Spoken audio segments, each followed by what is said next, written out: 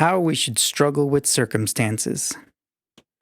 It is circumstances, difficulties, which show up what men are. Therefore, when a difficulty falls upon you, remember that God, like the trainer of wrestlers, has matched you with a rough young man. For what purpose, you say? Why, that you may become an Olympic conqueror. It is not accompanied without sweat. In my opinion, no man has more profitable difficulty than you have had if you choose to make use of it as an athlete who would deal with the youngest antagonist. We are now sending a scout to Rome. But no man sends a cowardly scout who, only when he hears a noise, sees a shadow anywhere, comes running back in terror and reports that the enemy is close at hand. So if you should come and tell us, fearful is the state of affairs at Rome, terrible is death, terrible is exile, terrible is calumny, terrible is poverty, fly, my friends, the enemy is near. We should answer, begone, prophecy for yourself. We have committed only one fault, that we sent such a scout. Diogenes, who sent the scout before you, made a different report to us. He says that death is no evil, for neither is it base. He says that fame or reputation is the noise of madmen. And what has the spy said about pain, about pleasure, and about poverty? He says that to be naked is better than to any purple robe, and to sleep on the bare ground is the softest bed, and he gives us proof that the thing he affirms, his own courage, his tranquility, his freedom, and the healthy appearance and compactness of his body. There is no enemy near, he says, all is peace. How so, Diogenes? See, he replies, if I'm struck and if I'm wounded and I have fled from any man. This is what the scout ought to be. But you come to tell us that, see, he replies, if I'm struck, if I have been wounded, if I have fled from any man, this is what the scout ought to be. But you come to tell us one thing after another, and you will not go back, and you will see clearer when you have laid aside fear. Will you go back, and will you see clearer when you have laid fear? Will you go back, and will you see clearer when you've laid aside fear? This piece speaks about how you can be held back. If you have fear, you have to cast it aside in order to become a better version of yourself. If you are trapped in some kind of insecurity, if you have doubts about your capabilities, well, maybe those capabilities speak about something else. Maybe it is not an insecurity that you're not prepared or that you are incapable, but more that insecurity is that you're holding yourself back because you don't know the outcome. That's fear. Fear is not being able to predict the future. There is nothing that happens before it, therefore we don't know what will happen in the future.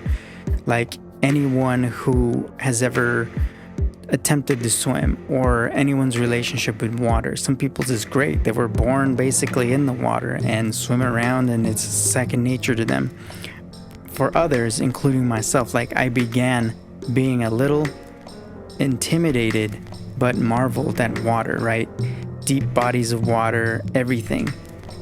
I've had different experiences with it where my panic, my fear of what I didn't know would happen kind of got the best of me and it could have turned worse. What ended up happening was that in order for me to conquer my fear, I had to routinely practice at it. So I took swimming classes, started swimming in the lake, started swimming in the pool, started jumping in the ocean. Then it became rivers too. Then it became a second nature for me, but I wasn't ready with it. So for me, the pattern had been of these instances where I feared the water, like, oh man, I almost drowned, that panicky feeling, the sinking feeling, everything. Once I realized I needed to slow down, calm down, that I'm gonna naturally float. It's just inevitable. It's a part of the buoyancy of the body. You know, fat floats, your lungs got air, you float, like you naturally float. So there is no need to fear that. And that's what this speaks about. It speaks like, would you send a man who doesn't have the courage to be the explorer? Their scouts were a big deal in every civilization. That's how messages and communication got along. These individuals were targeted though. A lot of times they had confidential information So if they got caught, it was on them that their civilization would be in trouble.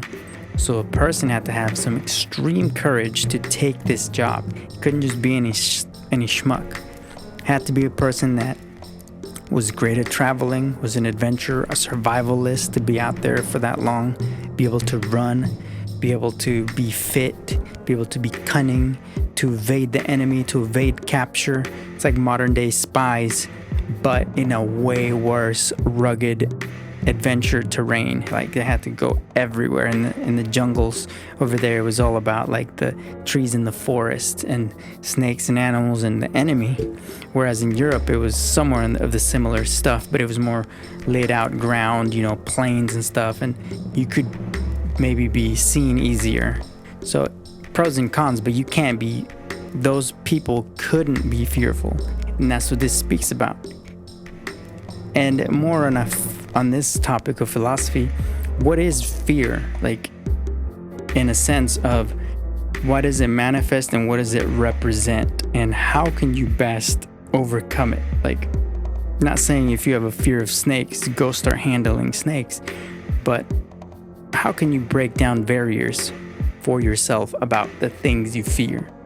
Is it your exposure to it? Is it an intellectual concept? Because really, a lot of phobias, which are not the same as fears, but they are kind of a reaction of fear, are kind of illogical, right? But there is some merit to why the fear exists. Fear is more of in a state. Fear and fight or flight or freeze reactions is more of the biological, whereas fear, not wanting to do something because you don't know the outcome, that's more mental. And the same could apply to phobias. I have a phobia of this snake or arachnids or ants, whatever it is, or deep water. How can you overcome it, right? And that's what Epictetus talks about. Challenge yourself. Put yourself in that position. If you want to be the wrestler, as the example he gave, he's going to wrestle someone that's young and tough.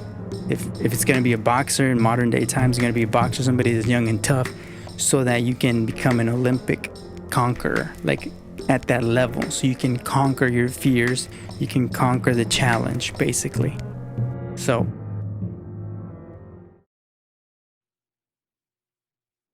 I don't know how to end these.